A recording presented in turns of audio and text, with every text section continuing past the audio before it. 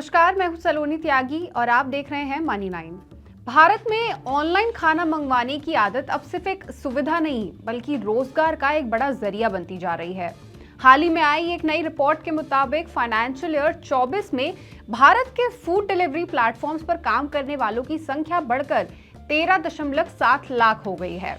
सिर्फ एक साल में करीबन 3 लाख नए लोग इस सेक्टर से जुड़े हैं। यानी मोबाइल ऐप पर ऑर्डर किया गया खाना सिर्फ लोगों के पेट ही नहीं भर रहा बल्कि लाखों घरों की रोजी रोटी भी चला रहा है। लेकिन क्या ये पूरी तस्वीर है या इसके पीछे कोई और कहानी भी छुपी है? National council of applied economic research यानी कि NCAER की रिपोर्ट बताती है कि फाइनेंशियल ईयर 23 में जहां फूड डिलीवरी प्लेटफॉर्म्स पर करीब 10.8 लाख लोग काम कर रहे थे, वहीं फाइनेंशियल ईयर 24 में ये संख्या बढ़कर 13.7 लाख हो गई। फाइनेंशियल ईयर 21 से फाइनेंशियल ईयर 24 के बीच इस सेक्टर में रोजगार की सालाना औसत ग्रोथ लगभग 12.3% रही है। सीधे शब्दों में कहें तो भारत की गिग इकोनॉमी में फूड डिलीवरी सबसे तेजी से बढ़ते सेक्टर्स में शामिल हो चुका है।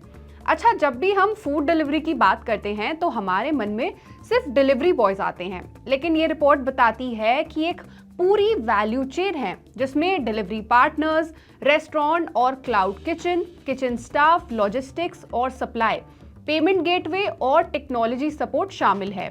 यही वजह है कि अब फूड डिलीवरी प्लेटफॉर्म्स को एक अलग और मजबूत फाइनेंशियल सेक्टर के रूप में देखा जा रहा है। अब कुछ आंकड़ों पर भी नजर डाल लेते हैं।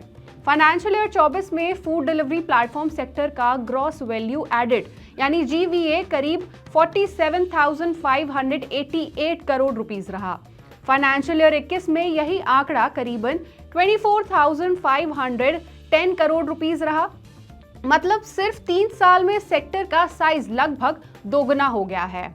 हालांकि सर्विस सेक्टर के कुल GVA में इसका हिस्सा 0.5% है और पूरे देश के GVA में करीब 0.1%। हो सकता है कि ये नंबर्स आपको छोटे लगे, लेकिन असल में ये काफी बड़े नंबर्स हैं। NCAER के मुताबिक फूड डिलीवरी सेक्टर का असर सिर्फ डायरेक्ट कमाई तक सीमित नहीं है, सिर्फ डायरेक्ट कमाई तक ही लिमिटेड नहीं है। फाइनेंशियल ईयर 22 में इस सेक्टर से जुड़ी एक्टिविटीज ने करीब 10 लाख करोड़ की टोटल आर्थिक गतिविधि पैदा की है। इसमें इनडायरेक्ट टैक्सेस और दूसरी सर्विसेज भी शामिल हैं। यही सेम रिपोर्ट बताती है कि इस सेक्टर का आउटपुट मल्टीप्लायर 1.79 है। इसे एक एग्जाम्पल से समझे तो फूड डिलीवरी में ₹1 की ग्रोथ पूरी इकोनॉमी में 1.79 रुपीस की हलचल पैदा करती है। लेकिन फूड डिलीवरी सेक्टर की इसी ग्रोथ को लेकर अब बहुत से सवाल उठने लगे हैं।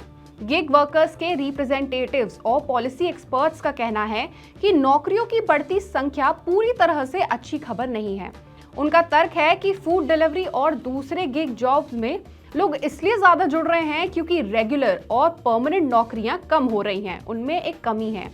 यानी फूड डिलीवरी सेक्टर की ये ग्रोथ मौकों से ज्यादा मजबूरी की वजह से भी हो सकती है।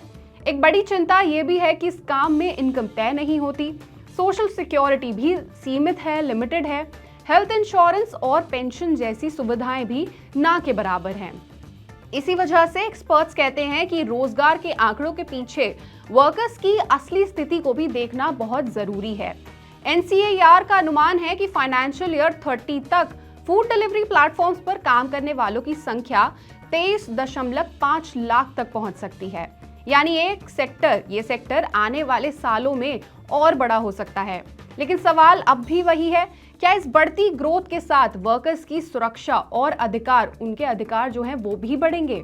इस पूरे मामले पर आप क्या सोचते हैं, आप क्या राय रखते हैं, हमें कमेंट सेक्शन में जरूर बताएं। और ऐसी ही और खबरों और अपडेट्स के लिए जुड़े रहिए हमारे साथ और देखते रहिए मनी 9।